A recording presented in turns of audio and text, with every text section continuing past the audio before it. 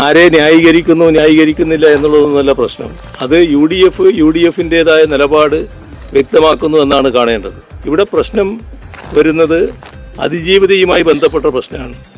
അതിജീവിതയുടെ ഒപ്പമാണ് നാടും സർക്കാരുമുള്ളത്. ആ നിലപാട് തന്നെ സർക്കാർ തുടരുകയാണ് ചെയ്യുക. രാഹുൽ മാങ്കൂട്ടത്തിലെ രണ്ടാമത്തെ പരാതി CM-ന് നേരിട്ടാണ് കിട്ടിയിരുന്നത്. ആ പരാതി രാഷ്ട്രീയ പ്രേരിതമെന്നാണ് ഇപ്പോൾ KPCC പ്രസിഡന്റ് പറയുന്നത്.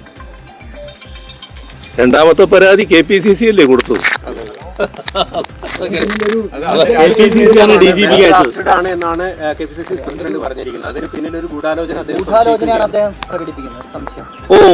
തെരഞ്ഞെടുപ്പ് ദിവസം അദ്ദേഹത്തിന്റെ പ്രസ്താവന.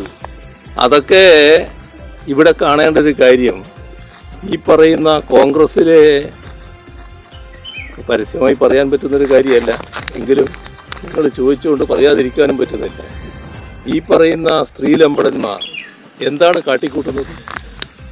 നിങ്ങൾ വന്ന തെളിവുകളും ഇതിന് ഇരയായ ആളുകൾ പ്രകടിപ്പിച്ച ആശങ്കകളും പരിശോധിച്ചാൽ കാണാൻ കഴിയുന്നത് എന്താണ്?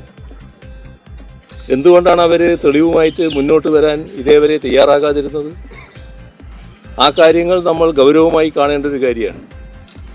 വെറും ഭീഷണിയല്ല, നിങ്ങളെ കൊന്നു തള്ളും എന്നതാണ് ആ ഓരോരുത്തരോടും ഉയർത്തിയിട്ടുള്ള ഭീഷണി.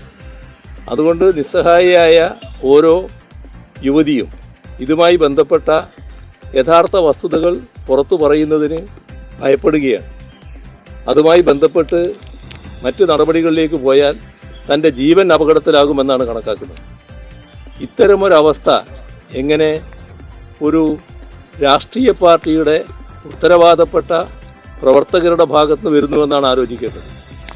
ഇതുമായി ബന്ധപ്പെട്ട് നിരവധിയായ പ്രശ്നങ്ങളാണ് ഉയർന്നു വന്നുകൊണ്ടിരിക്കുന്നതെന്ന് കാണണം.